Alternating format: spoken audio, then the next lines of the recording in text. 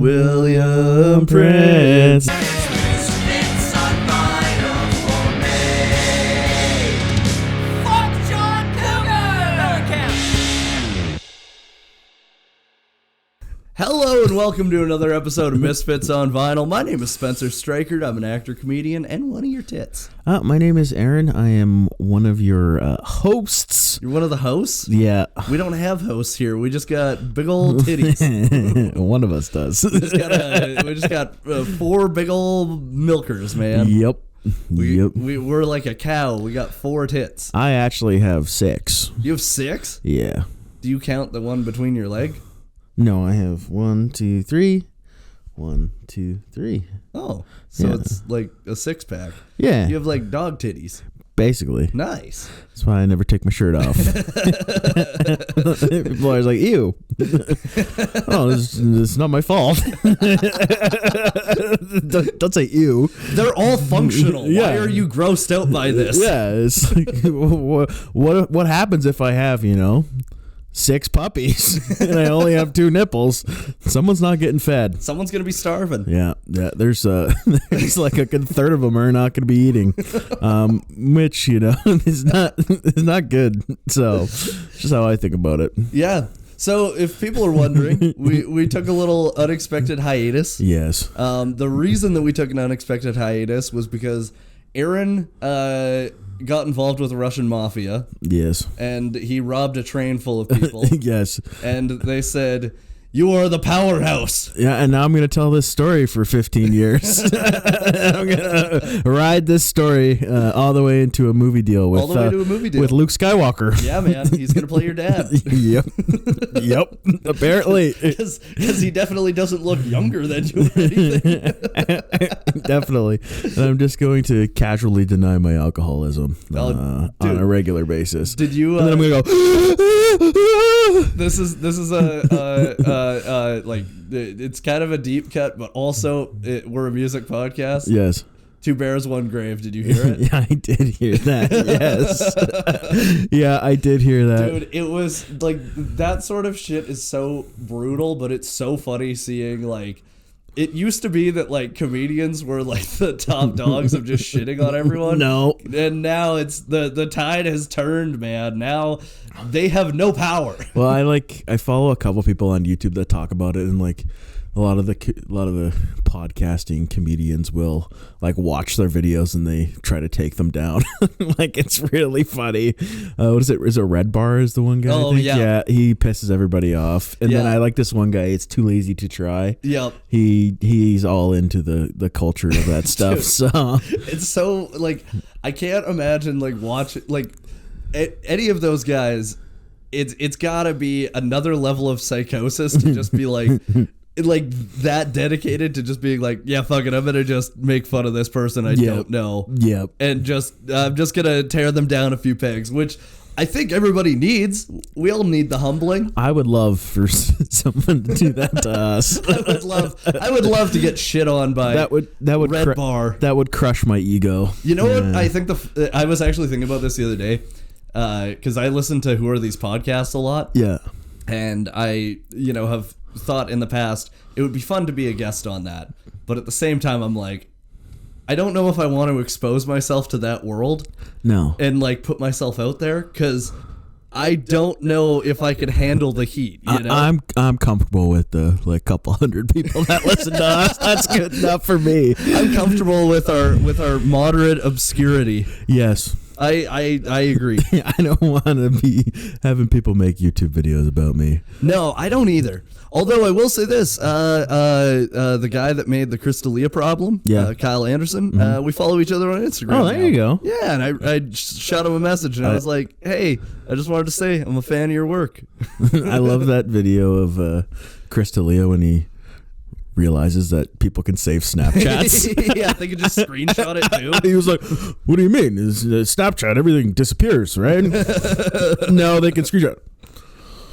Fuck. I think my favorite one is the one where it's him and Brendan Schaub and Eric Griffin, and Crystalia reads the article that the like Rolling Stone released about him being like a sex cult leader, and you could see him reading it in the middle of the podcast and just not contributing at all. It's very funny. But he still somehow managed to contribute more than Brendan Schaub. What a loss to the comedy world, hey? He's retired. Man, he didn't though. Oh, he didn't even. No, he didn't retire. He's just not touring anymore. Oh. Yeah. Oh, what a loss. He's still going to tour with The Fighter and the Kid live, though. Oh, interesting. Yeah, dude. They're killing it, okay? Anywho. I'm so afraid that is the ghost of podcast future. Like, if we ever blew up, that we would just become those guys. That scares me more than anything. Yeah, I don't want to be those guys. I don't either. I don't want to be anybody. I want to be me. I think we've kind of stopped ourselves from blowing up because we spend like 20 minutes talking about Calgary radio, so I don't think it's possible for us to actually the intricacies of terrestrial radio in our local regional market. Yeah, well, actually, one of Sarah's friends listened to that podcast, and she messaged Sarah. She's like, "That was actually really funny." I was like, "Oh, okay, that's the." She's like, "When they were talking about Shine FM, that was great." And I was like, "Okay, dude, I figured out what the French station was. What today. Is it? 103.9. 103.9 is the French station, because the guy, my really, really terrible Uber driver I just had, was listening to it. 103.9. I don't know if listen, he almost hit a couple of people. Yeah. He was driving incredibly slow. Nice. He was staring at his GPS more than the road. I love that. And he was listening to the French radio station. I don't know if these things are connected. It sounds chaotic. I love it. It's very connected. That's like if I was an Uber driver, I would like just play weird shit just to fuck with people. Like just play like it's like you'd play some like what's it called, Hank Trill. Yeah. That's like we were at an Uber. I'm so high I can speak Swahili. me and my brother, actually, with the time we met you guys at the karaoke bar on the Uber over. This was like a very African fellow was driving us. He was from Nigeria. We were talking to him, and he was like really into System of a Down. Nice. So we just like fucking blasted raised to some toxicity. Yeah, and then he was like, "Do you guys like Muse?" And I was like, "Well, I don't know. I'm kind of like iffy on Muse." And then he played us like the deepest of deep cuts of Muse. Yeah, he didn't even play like the stuff we would know. No, he just played deep cuts of Muse. Okay, I have a question for you. Yes. What are your like, if you had to pick your 3 least favorite bands, like rock bands? Ooh, that's a tough question. Like big bands? Yeah. I would probably like, I don't know if they're kind of like fun to shit on nowadays, but like Imagine Dragons. Mm-hmm. Definitely I dislike Imagine Dragons with quite a bit of passion. That's a good one. Let's go back and forth. You name one too. 21 Pilots. Okay, that's actually what's coming to my mind as well. That one, as soon as you said Imagine Dragons, I remembered how fucking annoying it was to hear them on the radio on every single station in 2015. 21 Pilots is definitely up there. Oh, I also X92.9 got mad at me in the like back then because I made a mock poster of their X Fest lineup. Yeah. And 21 Pilots was supposed to be headlining, and I took their name off and I put that shitty hipster band Your Mom Likes and I posted it. Dude, X was not happy about that. This one might be controversial, but it's more of like their more recent escapades, but I really dislike U2 and Bono. That's fair. I like their older music. I think like their pre-2000 stuff is pretty decent. I mean, it Sunday was pretty Bloody dope Sunday. when they just like gave us an album for free. Yeah, that was great. That was pretty cool. But I watched their Tiny Desk concert and it just like pissed me off. Like in the middle of the song, I think they were playing Beautiful Day or something, and he was like, "Edge, go do some Edge things," and Edge is like, and I was like, "Fuck this, man!"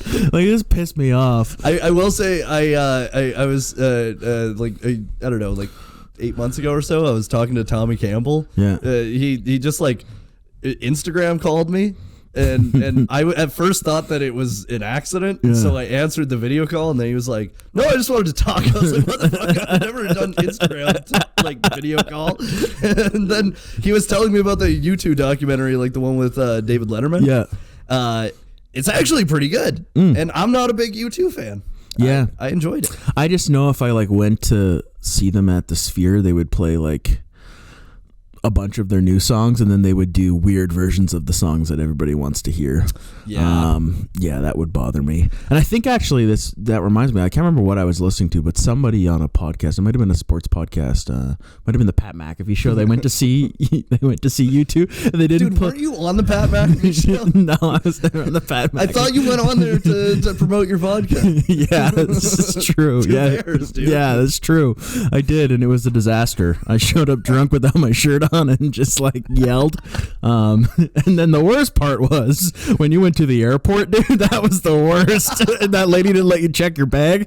That was the worst. Dude, I hate being around the poors, dude. But I don't read the comments. No, not at all. Never. But anyways, they never read the comments. They went to see U2, and apparently they didn't play any of the hits at the Sphere, and they spent like $60,000 to get a booth at the Sphere, and it was so to insane. see U2. Yeah, I met someone at a party in LA that worked like on the Sphere, like helped with like the architectural design of it. Yeah, it was like I didn't know what it was until I was down there, and then I was like, oh, that's cool, and then they wouldn't shut the fuck up about it, and I was like, oh no, this is one of those conversations. Yeah, and there was that guy that climbed it. I seen him on. Have you seen this guy? No. So this guy pisses me off too because he does like cool, like he'll like climb buildings and shit, but he does it to promote pro-life.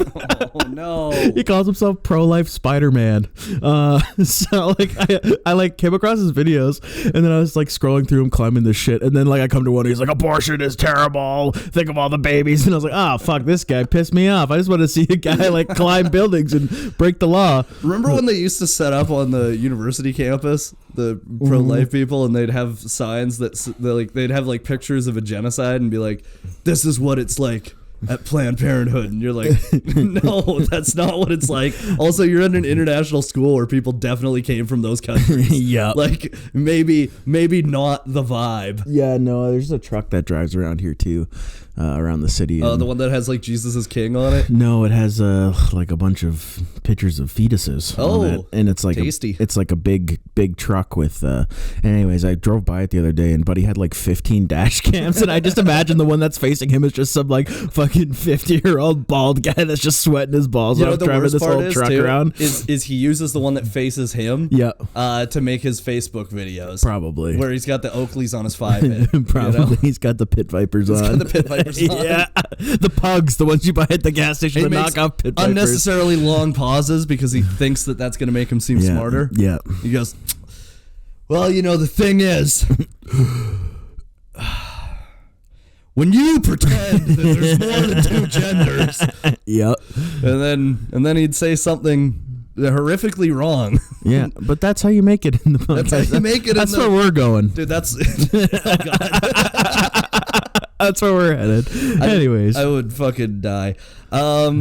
Okay, speaking of making it. Yes. Today we're talking about a country music artist from Canada. Yep. And his 2020 album, Reliever. Yes. And it is William Prince. William Prince. And funny enough, like we wrote this episode a long time ago, but now I've heard Stand in the Joy a lot. I have it right there. Yeah. It's a good album. It's a great album. I think it's probably better than the one that we're about to review. I'm not gonna lie, I have a slight bias going into this now. Well, that's the problem with us being lazy. It really is. In our extended break, we could have very well wrote this fucking, a new review on it. I 100% could have thought of that before last night when I messaged you. Yeah, and you were like, you should listen to the. I was like, oh yeah, I'll listen to it, but I'm not gonna give I listened to it once through, and I was like, that's nice, but I'm not gonna be able to talk really in depth about it because you messaged me at fucking 8:30 last night before I went and saw Dune. Yeah. Anyways, and that's how I doing it. Yep. That's how we do it. But I like the album we're actually talking about. I do. I remember when we visited this in the summer. We actually recorded this episode once before. We did. It was scrapped for reasons. Anyways, we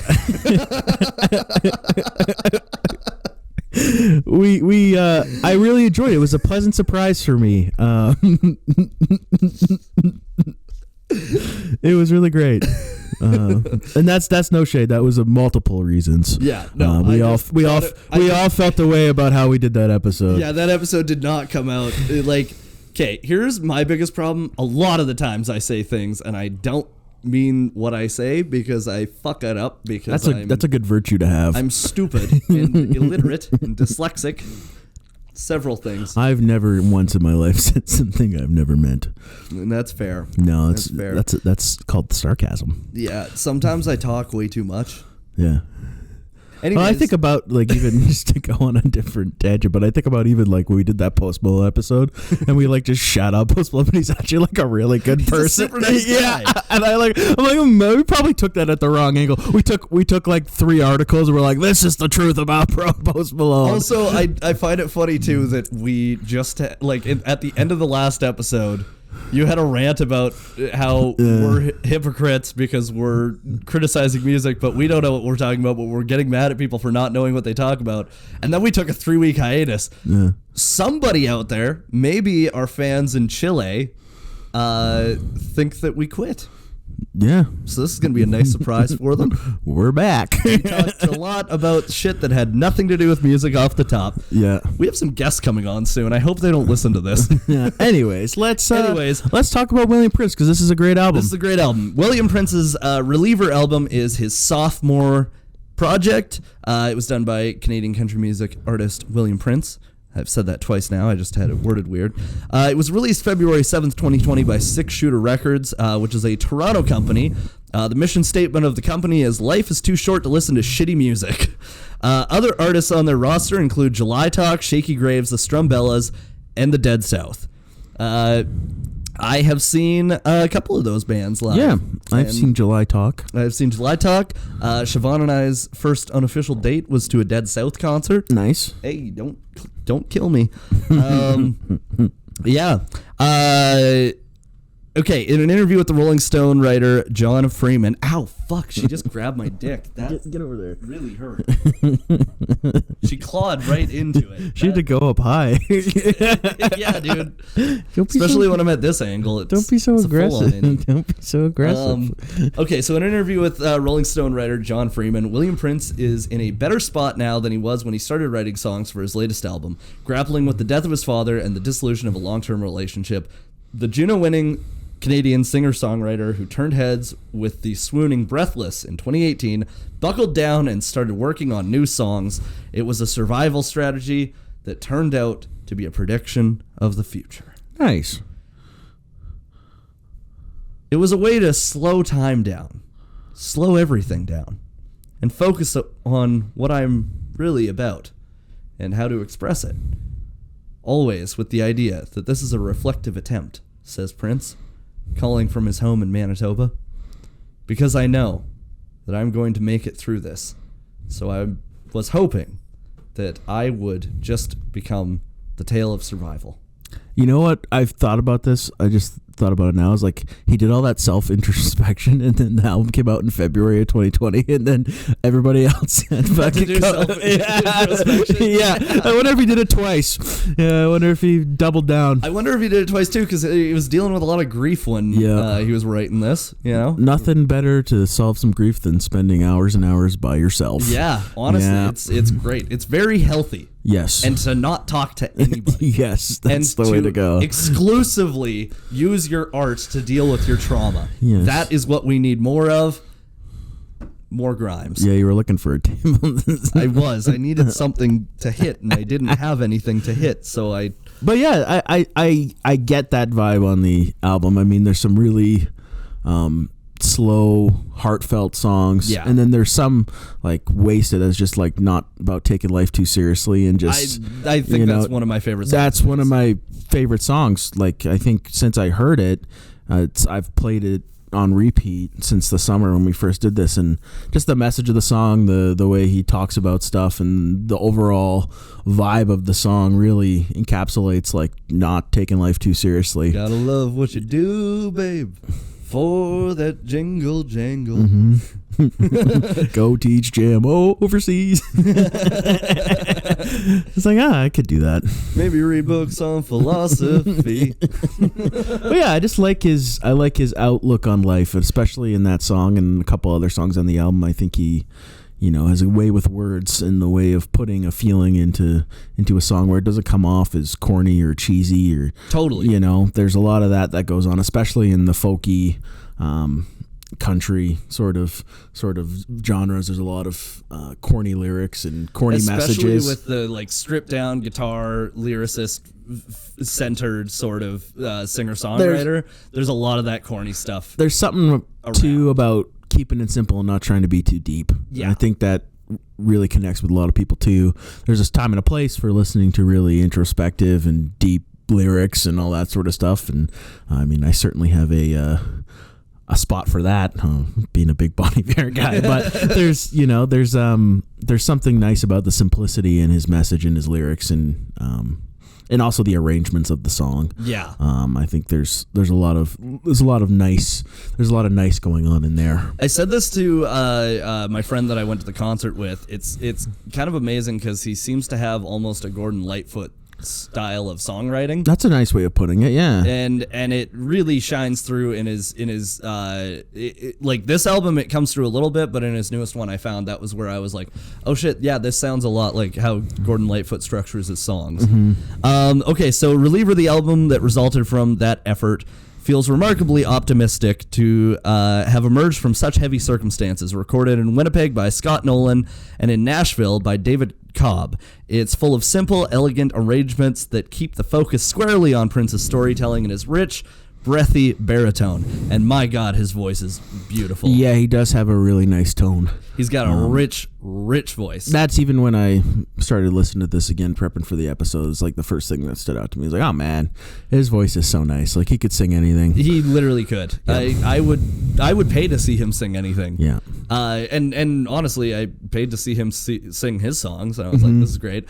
Best part of that concert, though, he had this long preamble about like long forgotten folk songs that he wants to bring back into the light, and songs that inspired him. And he's like, obviously I listened to the Conway Twitties and the Loretta Lynn's and all of that. He's like, but there's some that are even more special than that. And so he grabs his guitar and then he goes, "You are." And just goes right into the Backstreet Boys song, dude. It was great. Nice. Dude, the whole place was singing along. And honestly, his cover was amazing. Good. Like, it was very unique, and he brought his own flair to it, and it completely changed the tone of the song. Oh, that's awesome. Yeah. So you really enjoyed the concert? I really enjoyed that concert. It was at the Jube, correct? That was at the Jube, Yeah. yep. Which, it's always a little iffy with concerts at the Jube, like we've talked about before with City and Color. Definitely not the vibe for him. But William Prince had a band with him. Nice. So, they filled the space. Good. And also, I feel like his style of music is a little bit more for that atmosphere. Nice. Yeah, I'm glad you enjoyed it. Yeah, no, it was really good. Grammy-winning producer David Cobb, who has been known to work with Chris Stapleton, Jason Isbell, and many more. Notice how I said that? Yeah. Yeah, I didn't fuck that one up this time. I'm happy for you. Yeah. I'm happy for me too. I would have gotten away with it too if it wasn't for that fucking meddling kid that pointed out that I said Isabel. Jason Isabel.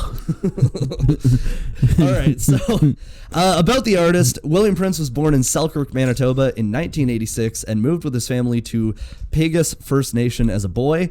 He is a direct descendant of Chief Pegus. In 1817, he signed the first treaty with Lord Selkirk, granting land along the Red River to the Selkirk settlers.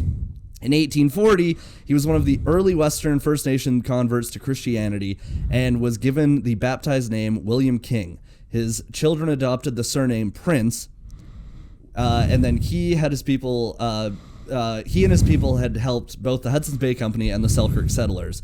Without Pegus's help, the settlers might well have starved.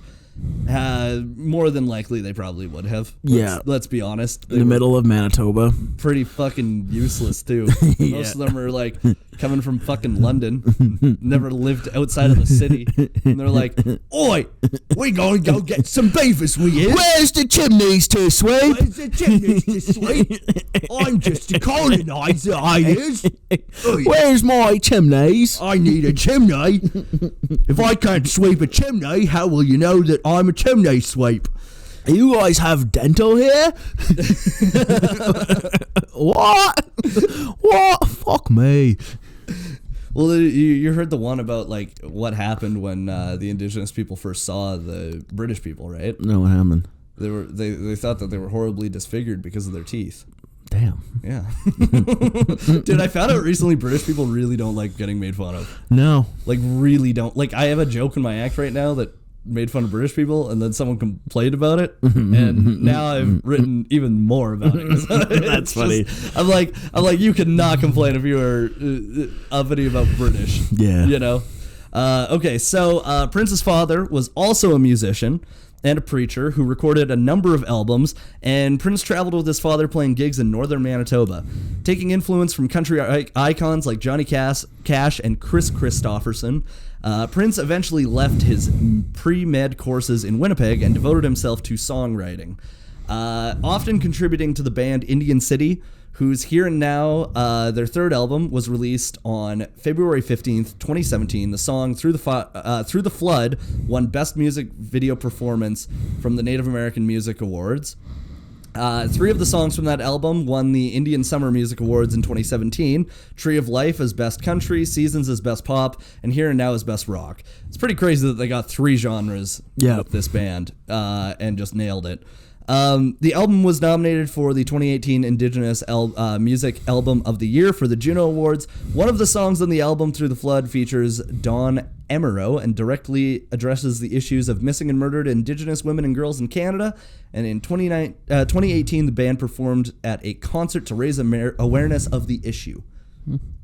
Yeah, I thought that was pretty cool. That is cool. I like, I think recently there's been especially in Canada, there's been a lot more radio play for Indigenous artists. Yeah. William Prince being one of them, Mason Avi's another one. I like his music. It's kind of nice to see. Jeremy Gutcher. Yeah. Snotty Nose Rez Kids. Mm-hmm. Let's go. Because not only are they, getting the recognition they deserve, but they're also, talking about topics that historically would not even get, time in schools, let alone in big media.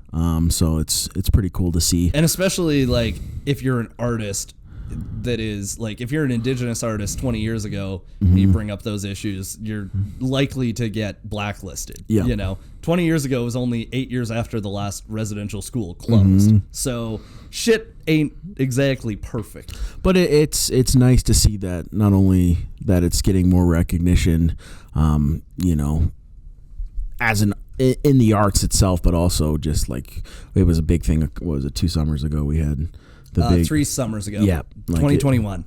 It was to bring all that stuff to light. We all talk about it and we learned about it in school, but to actually sit down and people actually really get into the nitty gritty of it, it was quite eye opening for a lot of people. Well, and I think that it even now, not in Alberta unfortunately, but in a lot of provinces, there's a lot of the curriculum is now talking about it more because it was 2 sentences in our textbooks when we were in high school, which is insane, right?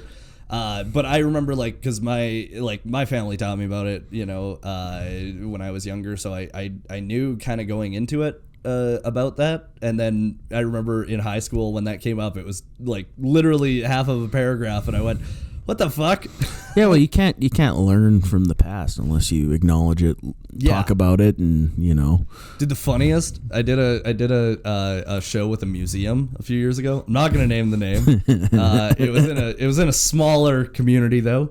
And, their plaque that they had about residential schools literally said the children were taught useful skills such as farming and math. And I went, you fucking what? And then they were just like, oh yeah, and also a lot of them died. It was like an afterthought. It's so fucking ridiculous. P.S. Yeah, that's genocide occurred here. That's fucked up. Yeah, it's really fucked. Okay, so Prince released his solo album Earthly Days on December 11th, 2015. He won the Canadian Western Canada Music Awards for Aboriginal Artist of the Year in 2016, and then he won the Juno Award for Contemporary Roots Album of the Year at the Junos in 2017 for his album Earthly Days. The song Breathless reached number 22 on the Billboard Adult Contemporary charts in 2018. Nice. And then in October of 2020, so after this album came out, Prince released his third studio album, which was an album of country gospel songs called Gospel First Nation. At the 2021 Juno ceremony, Prince and Serena Ryder performed The Spark at Toronto's Church of the Holy Trinity. And It's a great song. It's a great song. Yeah. And then they released the standalone single, Sing Me a Song. This is, I think, one of my favorite things. February 18th, 2023, he played at the Grand Ole Opry in Nashville, Tennessee to great acclaim. Nice. Which that's cool. That's a cool one. That's a big checklist for the country music thing, right? 100%. And especially for like it's I mean already pretty rare that Canadians do it. So to get to do it is that's amazing. That's super rad. And his fourth album, Stand in the Joy, was released on April 14th, 2023 on 6 Shooter Records.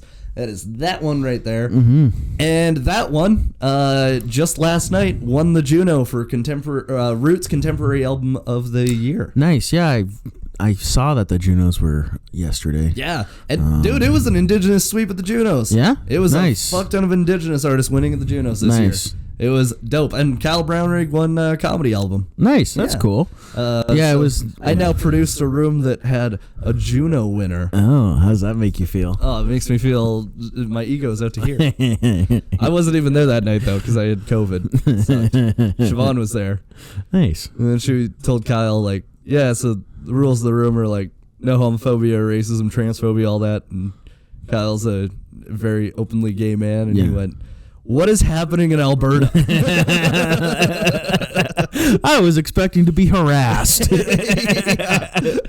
That's funny. Yeah, I seen Nelly Furtado hosted, and I seen a couple of clips from it. I was on the CBC's Instagram last night and seen a couple of clips. It was in Halifax. It was in Halifax. Yeah.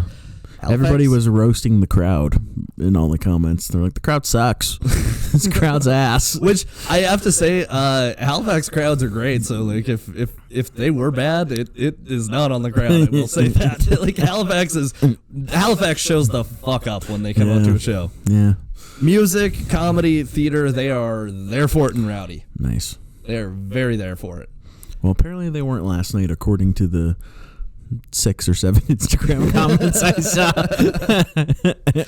Dude, you can't read the comments. Yeah, it's Come true. on. It's true. Dude, you can't read the comments. True. I shouldn't have. I shouldn't have. All right, so notable tracks on this. We have The Spark. We have Wasted. We have Always Had What We Have.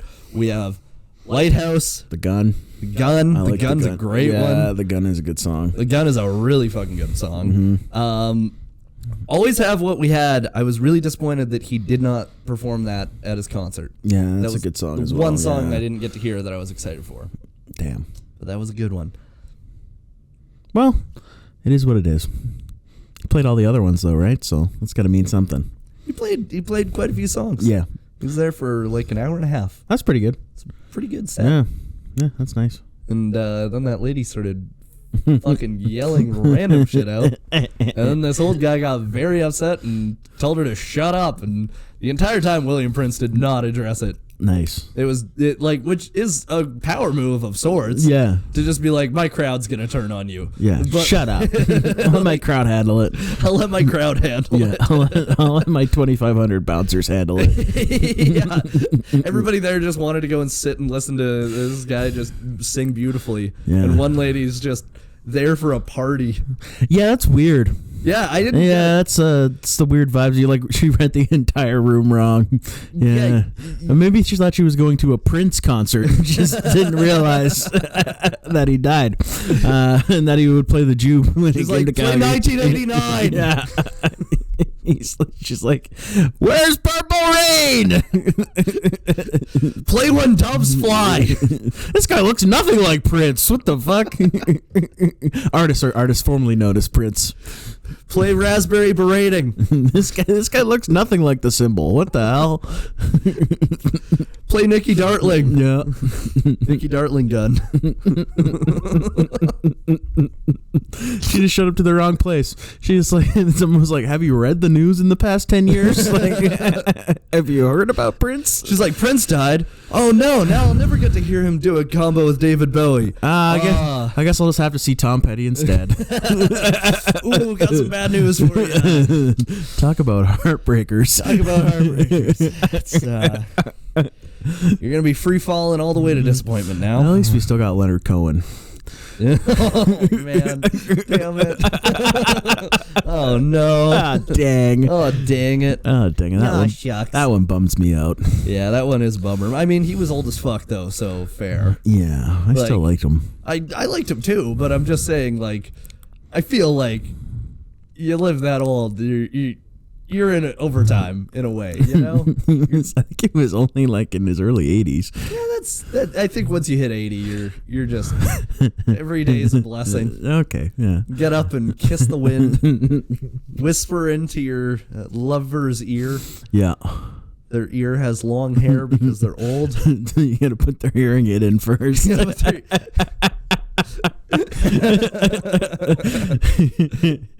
can't whisper. I fucking can't hear you, dude. Like, what the fuck? Don't whisper. Well, you don't know how old their lover is.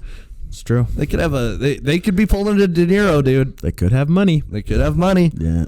Or they could have just found true love. I seen that picture of De Niro holding his newborn. Yeah, that's really sad. That's weird. I don't like it because I'm like, that's gonna be so fucking bad for that kid in like 5 years. Yep. You know? He's like, at least I still have Uncle Al Pacino. He's up there too. Uncle Pesci. At least I got Grandpapa Martin.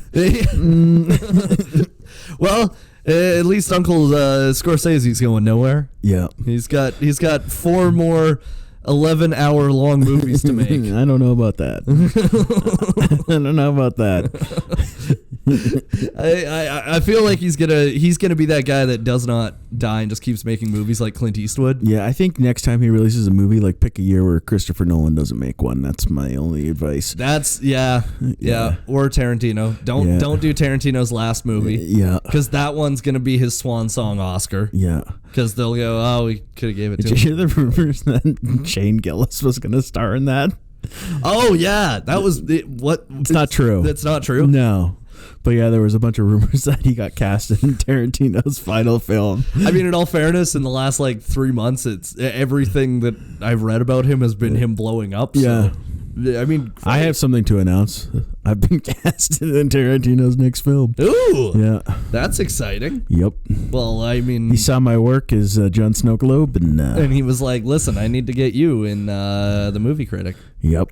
He saw my role as a frat boy in the Tellus Spark or whatever the fuck it was. Tellus Story Hive. Yeah, Tellus Story Hive original series, and couldn't take his eyes off of me. He saw me do my stage reading for 6 people last year, and he just said, "This is my guy." He saw you in the Irish play in Toronto. Yeah, this is my guy. He was like, "This is my guy." He saw me struggle my way through an Irish accent for 2.5 hours. He was like, "This is my guy."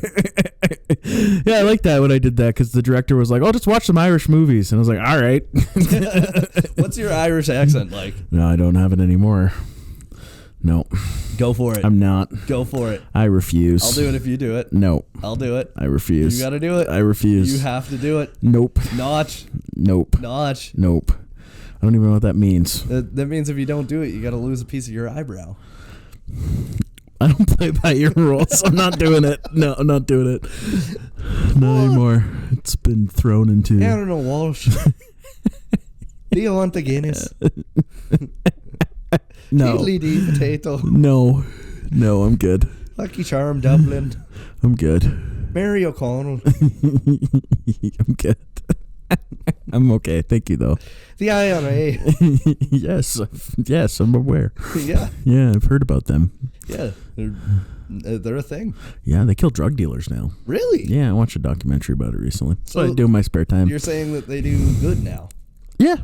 They still want to reunite Ireland, which I don't think is a bad thing. No. But they also kill drug dealers. And North Korea, they want to liberate South Korea, so. Yep. I mean, I don't think it's even close to the same thing, but I think it's pretty close. no, there was a lot more of other stuff going on that contributed to the division between the North and the Republic. No, it was just the U.S. No, it was the religion, the UK. killings. Oh, you're talking about Ireland? Yes, the North and the South. North and South Korea. The North and the Republic. I've been watching so much about North Korea. I know way too much about the country. I rewatched that Dennis Rodman. Vice documentary. Yeah. Anyways, this is off topic. Let's just get back into it. Reception for the album. It received the nomination for Contemporary Roots Album of the Year at the Juno Awards of 2021. He won 2 Canadian Folk Music Awards at the 16th Canadian Folk Music Awards in 2021 for Contemporary Album of the Year and English Songwriter of the Year. 60% on Album of the Year amongst user ratings. Nice. Which is pretty good. And Roots Music Magazine said, Reliever is an inspiring, moving album that may just resemble Prince sharing a part of himself that audiences have never seen before. Each track shares its own challenge, in which gives the album a dark but tender touch. Written by Hannah Schaefer. Nice. Good job, Hannah. Shout out to Hannah. Shout out to Hannah. All right, where are we at now? We're Hannah Shafes. We're gonna rate this thing or what? Yeah, dude, we're gonna hand shape it up. Yeah, let's rate this thing. Let's hand shape it. Every week on Misfits on Vinyl, we hand shape our albums. We rate an album. Yeah, we based on some categories, which Spencer will now list. So we hand shape it on technical, musical, album art, lyrics, reception, and does it hold up? Okay. All right.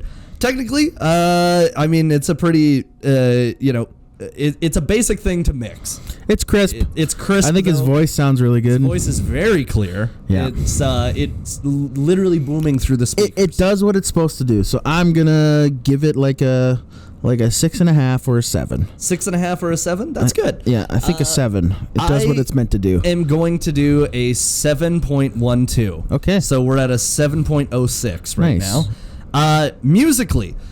Okay, so I think if we were talking vocals musically, it goes really high. If we're talking instruments, I think it's moderately above normal.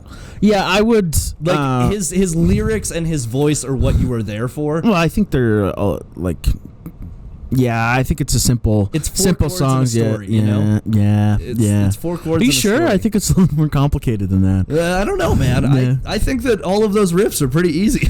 Okay, I'm gonna go a 7 on it. You're gonna go a 7? Yes. Okay, I'm gonna go a 7.17. 7.17. So now we are at a 7.09. Okay. Of 10. Album art. Now this one, I would say it's.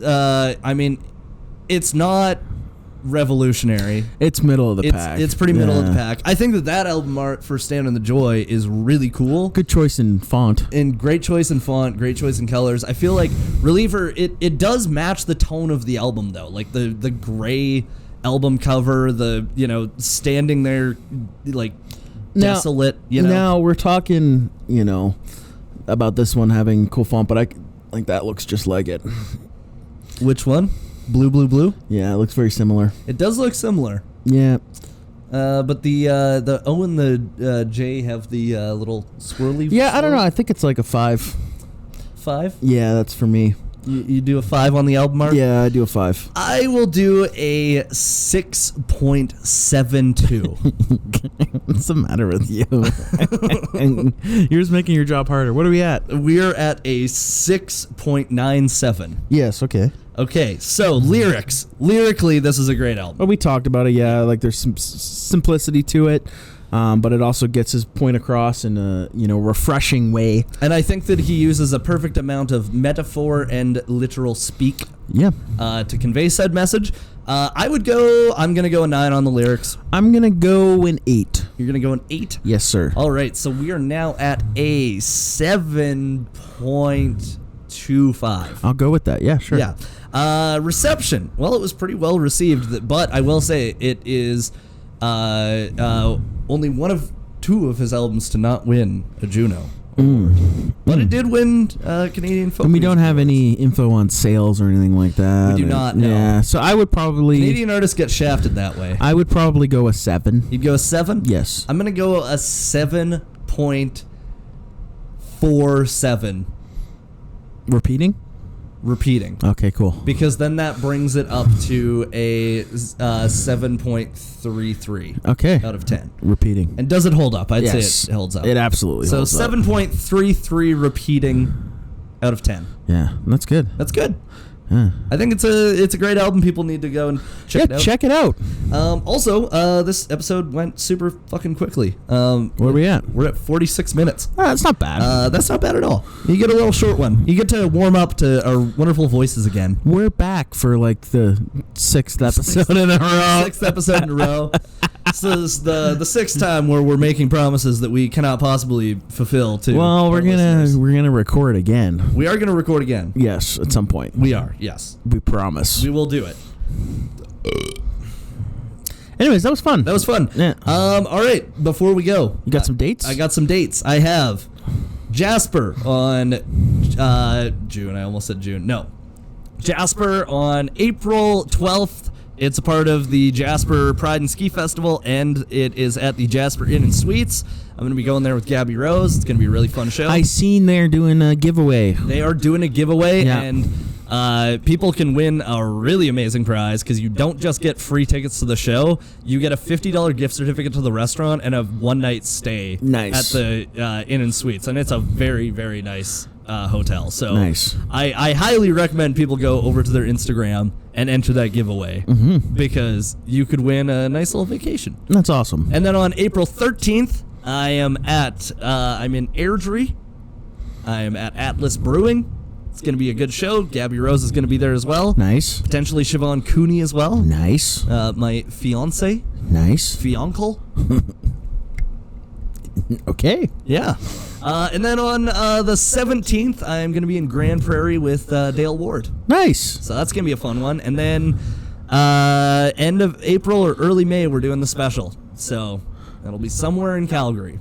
That's awesome. I'm getting everything. Get out there. Get some butts and seats. Get some butts and seats.